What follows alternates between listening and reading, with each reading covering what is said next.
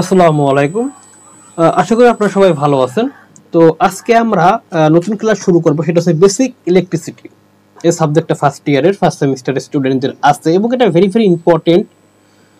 Mechanical বলেন, electrical বলেন, electrical তো বেস সাবজেক্ট, এটা কিন্তু বেসিক ইলেকট্রিসিটি তাদের তো এটা জানতেই হবে। এবং মেকানিক্যালেও কিন্তু এটা আছে এবং অন্যান্য ডিপার্টমেন্ট যেগুলো আছে তাদেরও কিন্তু টুকটাক এই সাবজেক্টটা পাবেন। থার্ড সেমিস্টার বলেন, সেকেন্ড সেমিস্টার বলেন, পাবেন। যেমন পাওয়ারে পাওয়া যায়, পাওয়ারে আছে সাবজেক্টটা। তো এই যে আমাদের বেসিক ইলেকট্রিসিটি, এটা অ্যাকচুয়ালি ভেরি ভেরি ইম্পর্টেন্ট। তো আমরা এই টপিকটা সাবজেক্টটা আমাদের পড়বো, আমরা কিন্তু একটা বই ফলো করবো, তাই না? সেটা হচ্ছে কি, দেখো, সেটা হচ্ছে এই যে হক পাবলিকেশনের বই। বইয়ের কভার পেজটা কিন্তু দেওয়া আছে তোমাদের এখানে, তোমরা দেখে নিবে এটা। তো আমাদের বেসিক ইলেকট্রিসিটির প্রথম অধ্যায় হচ্ছে ইলেকট্রিসিটি এবং এর প্রকৃতি। তো আমরা সেই সম্পর্কে আজকে জানবো। তো ইলেকট্রিসিটির বাংলা হচ্ছে বিদ্যুৎ। বাংলা হচ্ছে বিদ্যুৎ। তো বিদ্যুৎ বুঝতে হলে আমাকে দেখো, বিদ্যুতের সংজ্ঞাটা আমরা খেয়াল করি। বলছে মুক্ত ইলেকট্রনের প্রবাহকে আমরা বিদ্যুৎ বলি। তার মানে বিদ্যুৎ বুঝতে হলে আমাকে মুক্ত ইলেকট্রন বুঝতে হবে। আমাকে মুক্ত ইলেকট্রন বুঝতে হবে। আর মুক্ত ইলেকট্রন বুঝতে হলে আমাকে আগে ইলেকট্রন বুঝতে হবে। কি বলছি দেখো, আমাকে এই মুক্ত ইলেকট্রনের উপর কিন্তু বিদ্যুৎ ডিপেন্ডেন্ট। মুক্ত ইলেকট্রনের প্রবাহকে যদি আমি বিদ্যুৎ বলি, তাহলে আমাকে আগে ইলেকট্রন বুঝতে হবে, তাহলে আমরা মুক্ত ইলেকট্রনটা আমরা জানবো, তাই তো? ওকে। তো ইলেকট্রন কি, বা এটা কিন্তু আমরা অনেকেই জানি, যারা 9-10 সায়েন্স নিয়ে পড়ে আসছি, বা সায়েন্স না, আমরা কিন্তু সাধারণ বিজ্ঞান পড়ছি, তারাও কিন্তু জানি। বাট আমি একেবারে একটু বেসিক থেকে শুরু করি আমার ক্লাসগুলো। তো আমি হালকা একটু টাচ দিব যে আসলে ইলেকট্রনটা কি। যারা তোমরা জানো ইলেকট্রন কি, দরকার নেই স্কিপ করতে পারো, বাট যারা জানো না তারা ক্লাসটা দেখো।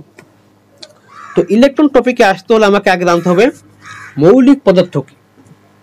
পৃথিবীতে দুই ধরনের পদার্থ আছে মূলত, মৌলিক এবং যৌগিক। তো মৌলিক পদার্থ ডেফিনিশনটা আমরা একটু খেয়াল করি, দেখো দেওয়া আছে এখানে। যে পদার্থকে বিশ্লেষণ করলে সেই পদার্থ ব্যতীত অন্য কোনো নতুন পদার্থ পাওয়া যায় না, তাকে আমরা মূলত মৌলিক পদার্থ বলে থাকি। ধরো সাপোজ কাঠ, কাঠকে কিন্তু আমরা ভাঙলে কাঠই পাবো, তাই না? কাঠ পাবো। ধরো লোহা, লোহাকে ভাঙলে কিন্তু আমরা লোহাই পাই, কিন্তু হ্যাঁ পিওর লোহা, লোহাতে ভেজাল থাকে অনেক সময়, বাট পিওর লোহা যদি আমি কাটি বা ভাঙে আমি কিন্তু লোহাই পাবো। এগুলো এটা আমরা বলি মৌলিক পদার্থ, মানে যাকে ভাঙলে আমি ওই পদার্থটাই পাবো, নতুন কোনো পদার্থ পাবো না। ওকে। এরপর দেখো অণু, অণু এবং পরমাণু ভেরি ইম্পর্টেন্ট। দেখো কি বলছে, মৌলিক পদার্থের ক্ষুদ্রতম কণাই হচ্ছে অণু, যা হচ্ছে ধর্মাবলী বজায় রাখে, স্বাধীনভাবে অবস্থান করতে পারে। আর পরমাণুটা কি, মৌলিক পদার্থের ক্ষুদ্রতম কণা, যা স্বাধীন অস্তিত্ব নেই। দেখো দুটাই কিন্তু ক্ষুদ্রতম কণা, কিন্তু একটা আছে কি, দেখো একটা বলা হয়েছে আমাকে পদার্থের ধর্মাবলী বজায় রাখে এবং স্বাধীনভাবে অবস্থান করতে পারে, আর একটা তার কোনো অস্তিত্বই নেই। দেখো এই অণুর ইংলিশ টার্মটা একটু ধরে রাখো। অণুর ইংলিশ টার্মটা হচ্ছে আমাদের এটাকে বলি যে মলিকুল, মলিকুল। আর পরমাণুর ইংলিশ টার্ম হচ্ছে আমাদের অ্যাটম, অ্যাটম। আমরা এই অণু পরমাণু বুঝতে হলে আমরা একটা এক্সাম্পল দেবো, সেটা হচ্ছে পানি। আমরা জানি যে পানির সংকেত কি, সবাই জানি আমরা পানির সংকেত, রাসায়নিক সংকেত কি, H2O। তো এই পানিটাকে, এই যে পানির একটা, এটাকে বলে অণু। দেখো এটাকে আমি ভাঙি, আমি এখানে দুইটা হাইড্রোজেন আছে দেখো, আর একটা অক্সিজেন। এই হাইড্রোজেন এটাকে বলা হয় অ্যাটম, বা কি বলতো পরমাণু, বা পরমাণু। এই অক্সিজেনটাও সেম, এটা হচ্ছে একটা অ্যাটম বা পরমাণু, এটা একটা অ্যাটম বা পরমাণু। তাহলে আমি বলতে পারি কি, দেখো এই হাইড্রোজেন অক্সিজেন হচ্ছে, এগুলোকে বলা হয় আমরা পরমাণু বা অ্যাটম। তাহলে আমি বলতে পারি পানির কি, দেখো দুইটা হাইড্রোজেন পরমাণু এবং একটা অক্সিজেন পরমাণু আছে, এবং এরা যখন মিলে পানি তৈরি হয়েছে, এটাকে আমি বলতেছি অণু, এটাকে বলতেছি অণু, এটাকে বলতেছি মলিকুল। তাহলে দেখো এই পানিটা কিন্তু এভাবে থাকে, আমি যদি বন্ধন আকারে দেখাই, অক্সিজেনের সাথে পানি এরকম দুইটা বন্ধনে এভাবে থাকে, এই যে এরকম H2O। তাহলে আমি দেখো খেয়াল করি যে একটা পানির অণুতে দুইটা হাইড্রোজেন পরমাণু ও একটা অক্সিজেন পরমাণু আছে, এবং যখন এই পরমাণুগুলো একটা বন্ধনে আবদ্ধ থাকে, তখন তাকে আমরা বলতেছি অণু। তো এরকম অসংখ্য অণু মিলে তৈরি হয় কিন্তু আমাদের পদার্থ। ক্লিয়ার? যেমন তোমাকে আমি এক্সাম্পল দিতে, পানি, আমি একটা এক বালতি পানি নিলাম সাপোজ, এক বালতি পানি নেওয়ার মানে হচ্ছে এরকম অসংখ্য অণু আছে এখানে, এখানে অসংখ্য এরকম H2O আছে, এখানে অসংখ্য H2O এখানে আছে এবং এরা কিন্তু বন্ধনে আছে, এরা কিন্তু বন্ধন আকারে আছে। তাহলে এটাকে আমরা বলতেছি অ্যাকচুয়ালি কি বলতো, আমরা বলতেছি অ্যাকচুয়ালি অণু, পানি, তাই না? এরকম অসংখ্য অণু আছে, পানির মলিকুলগুলো আছে, H2O আছে এবং সেটা মিলে কিন্তু পানি তৈরি হয়েছে এরকম। ওকে, তাহলে আমাদের অণু পরমাণু এটা পার্থক্য। আমরা অত ডিটেলসে যাব না, যেহেতু এটা আমাদের ইলেকট্রিসিটি ক্লাস। আমরা যখন কেমিস্ট্রি পড়বো, কেমিস্ট্রিতে আমরা অণু পরমাণুর আরো অনেক ডিটেলসে পড়বো। ওকে, তাহলে এখন আমাদের হচ্ছে ইলেকট্রন, আমাদের টার্গেট কি? আমাদের টার্গেট ইলেকট্রনে যাওয়া। ইলেকট্রনটা অ্যাকচুয়ালি কি সেটা আমাদের জানা। তো দেখো আমরা যখন এই যে আমরা তখন প্রথমে কি করলাম, আমরা মৌলিক পদার্থকে ভাঙলাম। মৌলিকের ভিতরে কি আছে বলতো? অণু আছে, পরমাণু আছে। দেখো অণুকে ভাঙলে আমরা কিন্তু এখান থেকে অ্যাটম পাই, মানে পরমাণুগুলো পাই। তাহলে এই যে পরমাণুর ভিতরেই আমার কিন্তু এখন কি বলতো ইলেকট্রনটা আছে, সেটা আমরা এখন দেখবো। যে এটা পরমাণুর গঠন দেখলে আমি কিন্তু বুঝতে পারবো। দেখো এটা একটা পরমাণুর গঠন। পরমাণু এটাকে বলে নিউক্লিয়াস, এই যে এটাকে বলা হয় নিউক্লিয়াস। এই যে সার্কেলটা আছে, দেখো এই সার্কেলটা, প্রথম সার্কেলটা এটা হচ্ছে, এটাকে আমরা বলতেছি নিউক্লিয়াস। এটা বলতেছি নিউক্লিয়াস, ঠিক আছে? এটা হচ্ছে নিউক্লিয়াস। তাহলে এই নিউক্লিয়াসে থাকে দেখো প্রোটন এবং নিউট্রন। দেখো কি লিখছি, নিউক্লিয়াসের ভেতরে থাকে, দেখো নিউক্লিয়াসের ভেতরে থাকে প্রোটন এবং নিউট্রন, এবং এই দেখো ইলেকট্রন কিন্তু আমাদের চলে আসছে।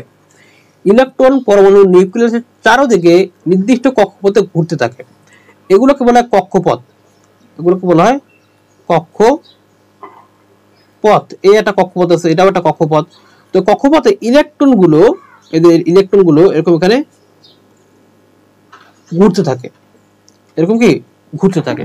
তাহলে এই যে ইলেকট্রন আমরা পেয়ে গেলাম, তো দেখো খুব ক্ষুদ্র একটা জিনিস, ইলেকট্রন কতটা ক্ষুদ্র খেয়াল করো। যে আমরা পদার্থকে ভাঙলাম, সেখানে পরমাণু অণু আছে, সেই অণুর ভিতরে আছে পরমাণু, মানে অণুকে ভাঙলে আমরা পরমাণু পাই, সেই পরমাণুর ভিতরে আবার আছে কি ইলেকট্রন, তাই না? মাইক্রোস্কোপ লেভেলে একটা কিন্তু বিষয়টা। তো এখন দেখো তাহলে আমরা ইলেকট্রনটা কিন্তু জানতে পারলাম যে ইলেকট্রনটা কি, ইলেকট্রন হচ্ছে আমাদের পরমাণুর ভিতরে থাকে এবং পরমাণুর যে গঠন, যে প্রোটন এবং নিউট্রন তাকে কেন্দ্র করে কিন্তু ঘুরতে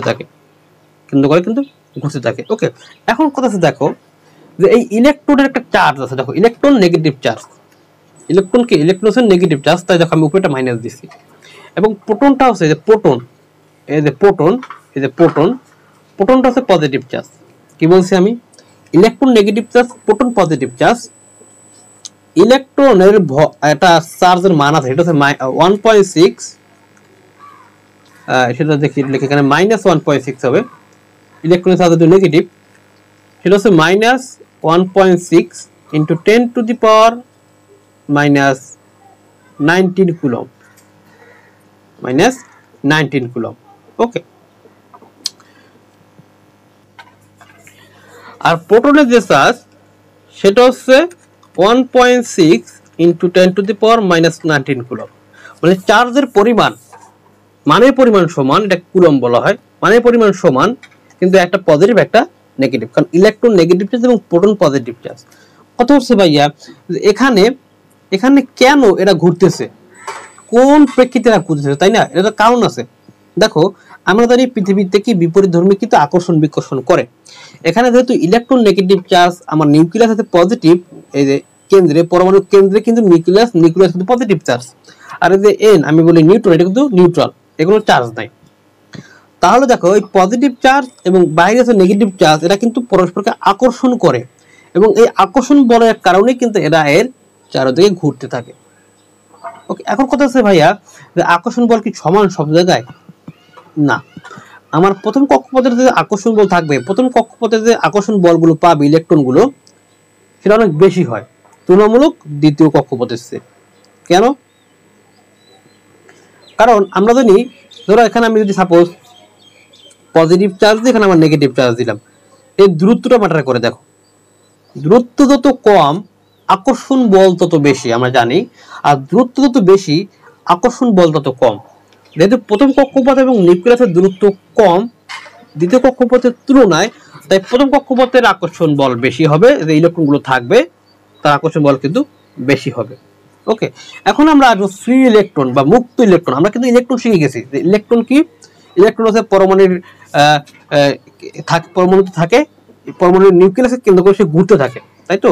এখন এই মুক্ত ইলেকট্রনটা কি? দেখো, মুক্ত ইলেকট্রনটা আমি তোমাদের ব্যাখ্যা দিতে যাই। সাপোজ ধরো এই যে আমাদের যে তোমার একটা পরমাণু, ধরো এই পরমাণুর দেখো 2 নম্বর কক্ষপথ থেকে আমি একটা ইলেকট্রন নিলাম, মনে করো যে একটা পরমাণু কিন্তু কক্ষপথ ফিক্সড, ধরো কারো 2টা, কারো 3টা, কারো 4টা। তোমরা যখন কেমিস্ট্রি ক্লাস দেখবে তখন এটা ডিপেন্ড করে তার পারমাণবিক সংখ্যার উপরে। ওকে, তাহলে আমি যে সর্বশেষ যে কক্ষপথ থাকবে একটা পরমাণুর, একটা অ্যাটমের সর্বশেষ যে কক্ষপথ থাকবে তাকে আমরা বলি ভ্যালেন্স শেল। হ্যাঁ, ভ্যালেন্স শেল যেটাকে বলা হয়। এই সর্বশেষ কক্ষপথে যে ইলেকট্রনটা থাকবে, তাহলে এই ইলেকট্রনটা সাপোজ ধরো তার যে আকর্ষণ বলটা কম হবে না? অবশ্যই কম হবে। সাপোজ ধরো এই যে প্রথমটা, এই দেখো প্রথম যে ইলেকট্রনটা, প্রথম কক্ষপথের ইলেকট্রনটা, অবশ্যই আকর্ষণ বলটা বেশি, বেশি কিনা? বেশি।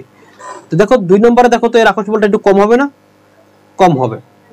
তাহলে এমন একটা কক্ষপথ থাকে যে সর্বশেষ কক্ষপথে যার ইলেকট্রন এবং প্রোটনের যে আকর্ষণ বলটা এতই নগণ্য, এতই কম, যার কারণে কি হয় যে সে এখানে থাকতে পারে না। সে নর্মাল টেম্পারেচার এবং প্রেসারে সে কিন্তু মুভ করতে পারে, সেখান থেকে সরে যেতে পারে। তো যখন এই ইলেকট্রনটা সরে যায়, এই আকর্ষণ বল তখন কাজ করে না, তখন তাকে আমরা বলি মুক্ত ইলেকট্রন। মুক্ত ইলেকট্রন মানে কি? সে আকর্ষণ বল থেকে মুক্ত। এক কথা, সে আকর্ষণ বল থেকে মুক্ত, সে ফ্রিলি মুভ করতে পারে, এবং এর কারণে কিন্তু আমাদের ইলেকট্রন ফ্লো হয়, এবং এর কারণে কিন্তু কারেন্ট ফ্লো হয়। এজন্য বলা হয় মুক্ত ইলেকট্রন।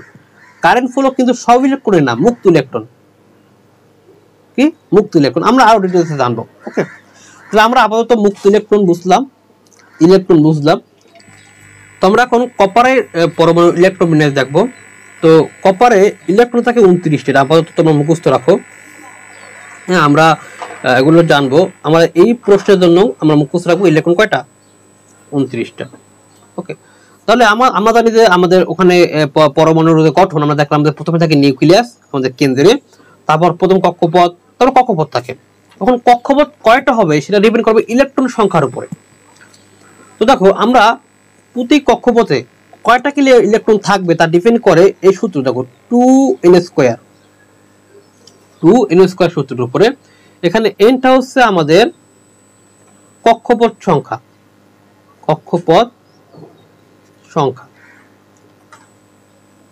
ওকে, ধরো আমার প্রথম কক্ষপথ n এর মান যখন 1, তখন দেখো তো কত থাকে? দেখো তো 2 × 1², 2টা। মানে প্রথম কক্ষপথে ইলেকট্রন থাকবে 2টা। দেখো 2 নম্বর কক্ষপথ থাকে n গুলো যখন 2, তখন 2 × 2², তখন থাকবে কটা বলো তো? 8টা। তখন n এর মান 3 নম্বর কক্ষপথ, তখন হবে কি? দেখো তো 2 × 3², 18টা। দেখো আমাদের এখানে মোট ইলেকট্রন আছে কটা? 18 আর 26 আর 28, কিন্তু ইলেকট্রন কয়টা? 29টা। তার মানে সর্বশেষ কক্ষপথে আমার ইলেকট্রন থাকবে 1টা। তার মানে আমার মোট কক্ষপথ লাগবে 4টা। আমি সবার আগে তখন আমি অ্যাটমের তোমার গঠন প্রণালী আঁকবো, তখন কিন্তু আমাকে অবশ্যই আমার ইলেকট্রন সংখ্যা জানতে হবে, এবং সেখানে আমরা কয়টা কক্ষপথ লাগবে সেটা আমার জানতে হবে। ওকে, তাহলে আমি কক্ষপথগুলো এখানে এঁকে ফেলি। দেখো, প্রথমে থাকবে আমার নিউক্লিয়াস, তাই না?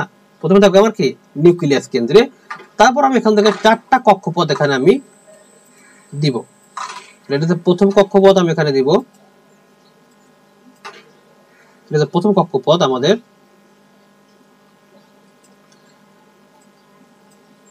এটা হচ্ছে আমাদের দ্বিতীয় কক্ষপথ।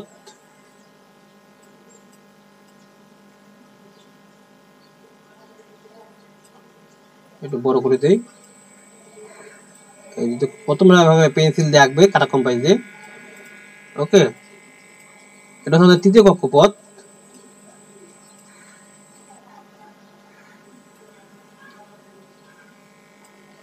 আর এটা হচ্ছে আমাদের চতুর্থ কক্ষপথ।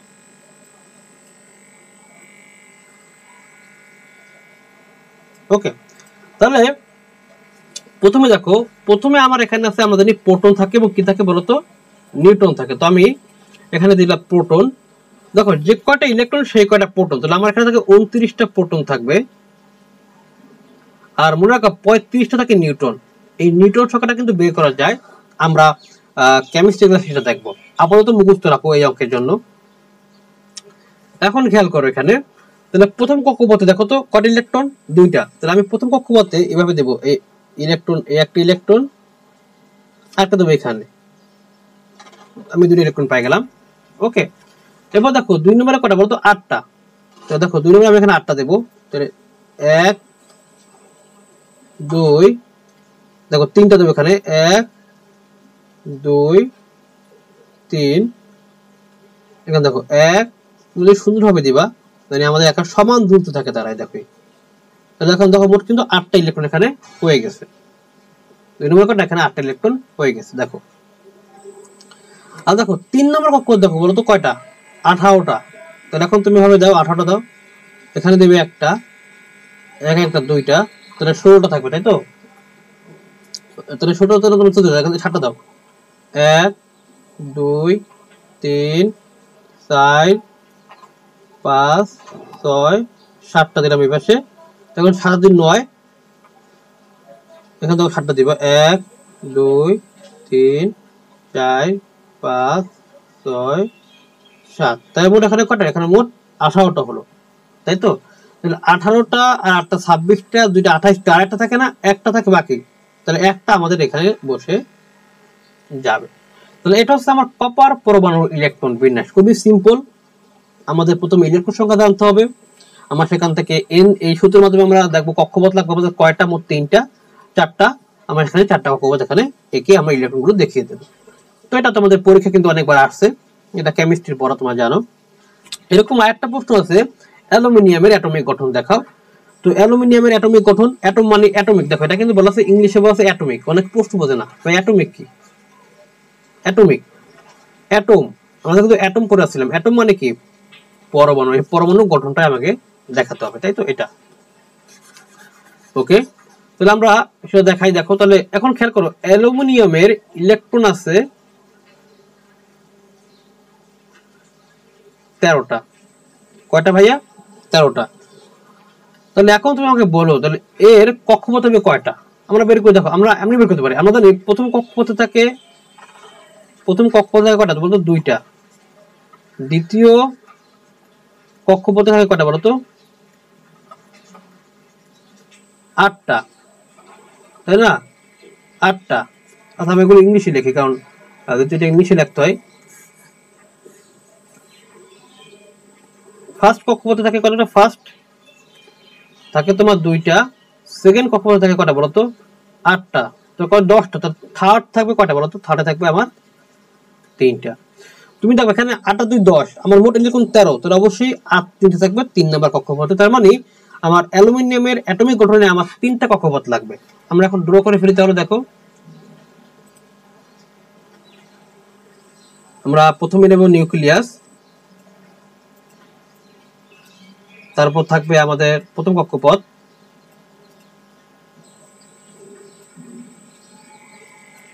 বড় হয়ে গেছে, আমাদের প্রথম কক্ষপথ 2 নম্বরেরও আমরা এখান থেকে একটা দিচ্ছি 1 নাম্বার। ওকে, আমাদের আরেকটা কক্ষপথ লাগবে, 3টা মোট, তাই তো? এই আরেকটা আমি এখানে দিয়ে দিলাম।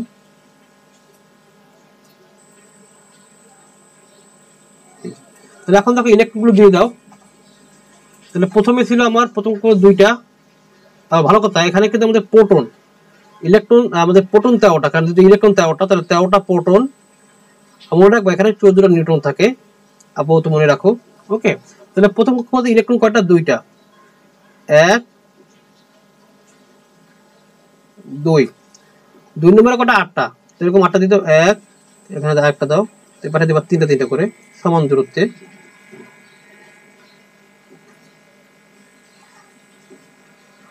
আশা করি সবাই বুঝতেছো। আর 3 নম্বর থাকবে কটা বলো তো, 3টা থাকবে, তাহলে এখানে 1টা 2টা 3টা। যেটা হচ্ছে আমাদের মূলত অ্যালুমিনিয়ামের অ্যাটমিক গঠন।